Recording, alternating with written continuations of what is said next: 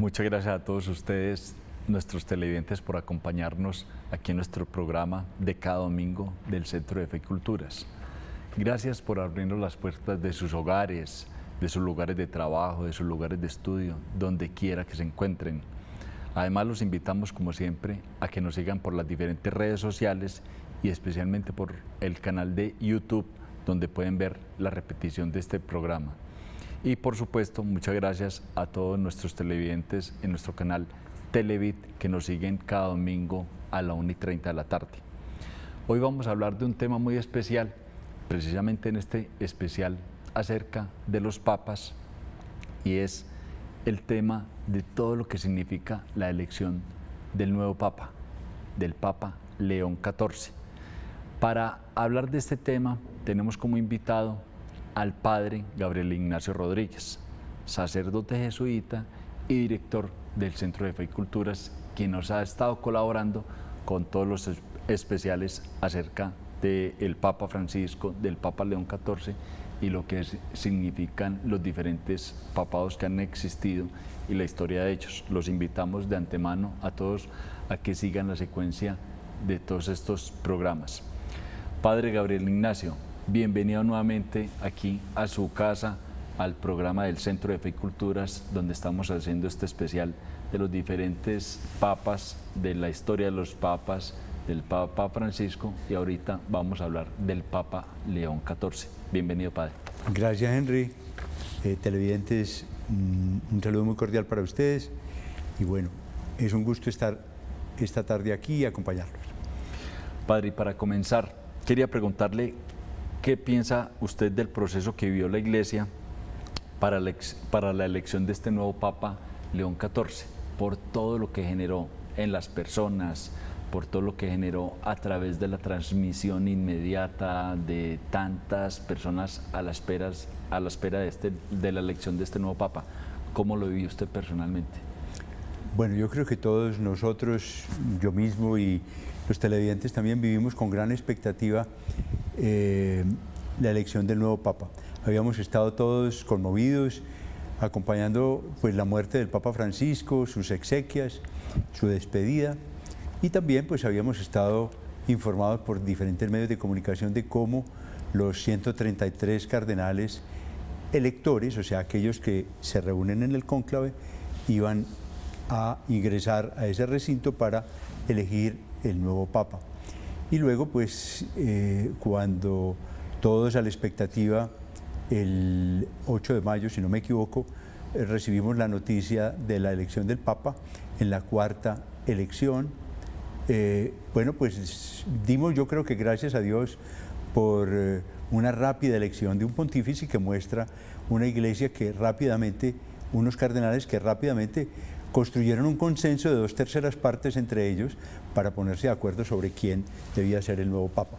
Eso indica que el grupo de cardenales no estaba tan dividido o distante en sus visiones entre unos y otros, sino que fácilmente construyeron un consenso que les permitió elegir el Papa que debía continuar en ese ministerio. Padre, y precisamente, ¿qué nos podría contar usted acerca del cardenal Roberto Prevost, ahora Papa León XIV, y precisamente de esa historia de este cardenal que además, cuando hizo su misión en Perú, también visitó a Colombia? Bueno, yo lo primero que tendría que decir es que estoy absolutamente sorprendido por la manera como de un momento a otro, pues un hombre que yo creo que nunca aspiró a realizar esta tarea, de repente se vio elevado a asumir esta responsabilidad. Fíjense, es un hombre que tiene 69 años y que comenzó su vida a los 19, 18 años como agustino, un americano, un joven americano que hace su carrera de matemáticas, que a los 18, 19 años entra en la Orden de San Agustín, que hace sus estudios y que en el año 1981 hace su profesión y se ordena ordena sacerdote en el año 1982, siendo entonces enviado a terminar o hacer sus estudios en Roma y enviado a Perú como misionero a trabajar en el norte del Perú, en lugares difíciles, y como es encargado, dada su idoneidad y su integridad personal, como formador de jóvenes que deseaban ser agustinos, y efectivamente como después, hacia el año 87-88, él hace su doctorado en Derecho Canónico, se forma y vuelve al Perú y ejerce su vida como misionero. Es interesante ver que en el año 1999 lo eligen prior de, digamos, de ese capítulo agustiniano que reside o que trabaja en Chicago. Y 2 añitos después es elegido prior general de los agustinos, teniendo que trasladarse a Roma por un periodo que normalmente es de 6 años, pero sin duda tal vez lo hizo muy bien y lo eligen como, en un segundo periodo, como prior general de los agustinos hasta 2013. Y en el año 2013 conoce al Papa Francisco, que está recién elegido y que va al capítulo general de los agustinos. Ahí los dos se encuentran, ya se habían visto antes, pero ahí se vuelven a encontrar, y en el año 2014 él vuelve al Perú a seguir siendo misionero. En el año 2015 el Papa lo hace obispo de una región al norte del Perú que se llama Chiclayo, una diócesis pequeña, necesitada, una diócesis con presencia de indígenas. Chiclayo es una ciudad de 600.000 habitantes y bueno, en el 2018 ya es vicepresidente de la Conferencia Episcopal, segundo vicepresidente de la Conferencia Episcopal del Perú. En el 2020 es arzobispo, el Papa lo nombra arzobispo, y en el 2023 el Papa se lo lleva a Roma a ser prefecto del dicasterio de los obispos, y en el 2025 Papa. Como quien dice, en un periodo de 10 años él entra a ser obispo y de repente en 10 años se convierte en el obispo de Roma y a ejercer el servicio que le corresponde al obispo de Roma, que es ser Papa. Ya, interesante toda esta historia del ahora nuevo Papa León XIV.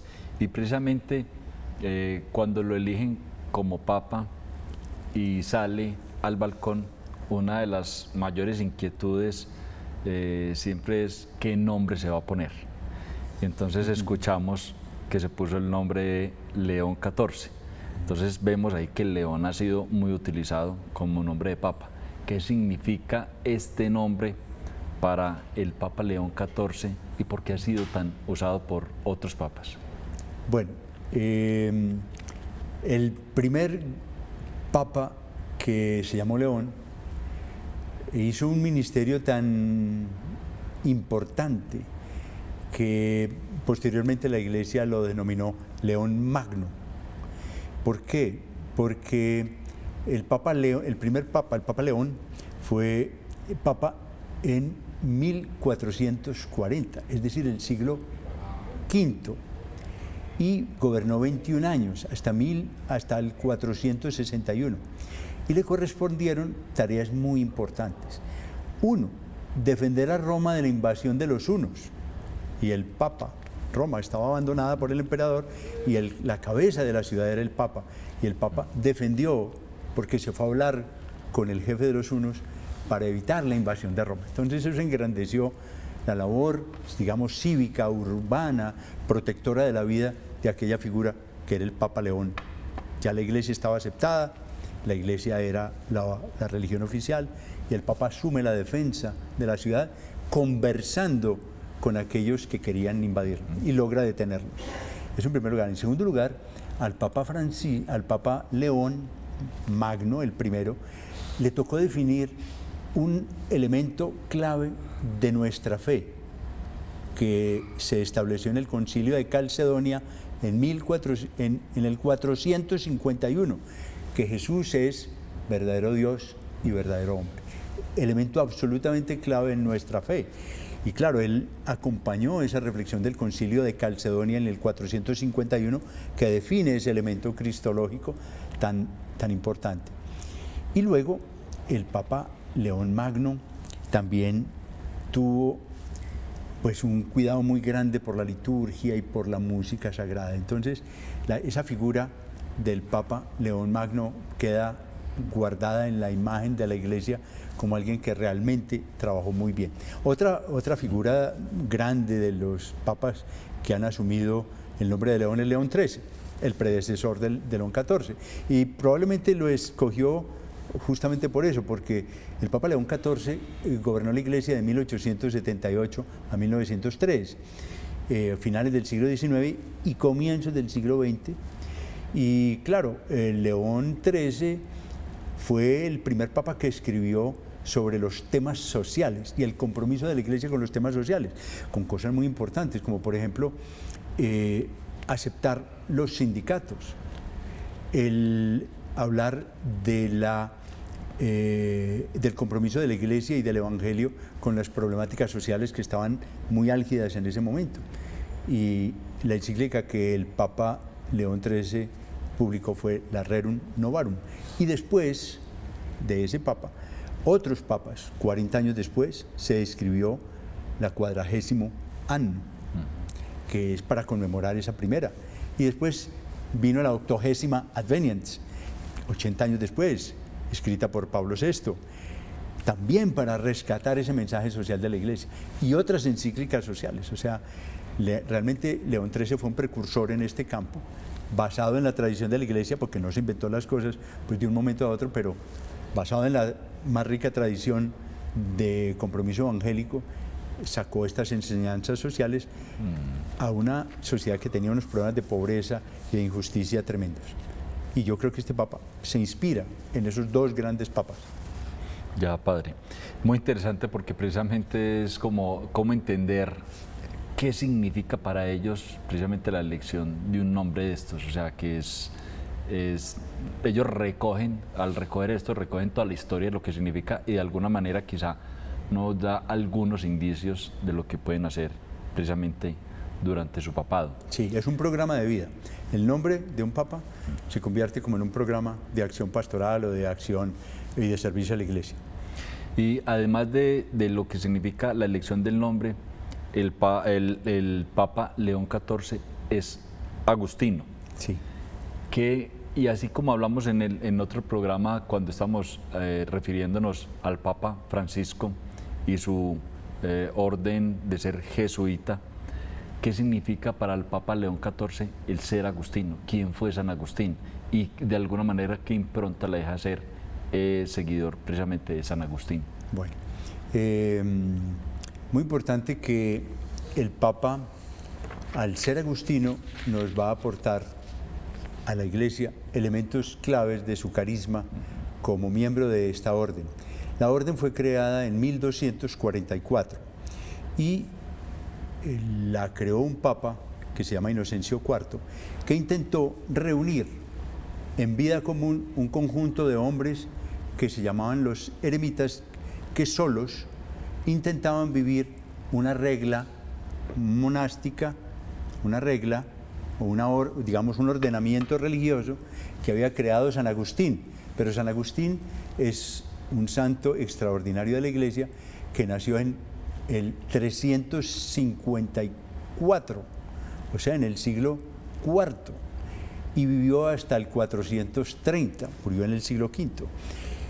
San Agustín tiene una vida muy especial porque fue un hombre que se convirtió y que se bautizó ya cuando era adulto, en el año 387, después de conocer un gran padre de la Iglesia que se llamaba San Ambrosio. Y él se convierte al cristianismo y en Milán, al norte de Italia, pero él, Agustín, era de Hipona, que era una ciudad al norte de África. Él regresa a su ciudad y allí, convertido como cristiano, él funda una comunidad monástica con una regla que se llama la regla de San Agustín. Y unos añitos después, en el 395, es nombrado obispo de la ciudad.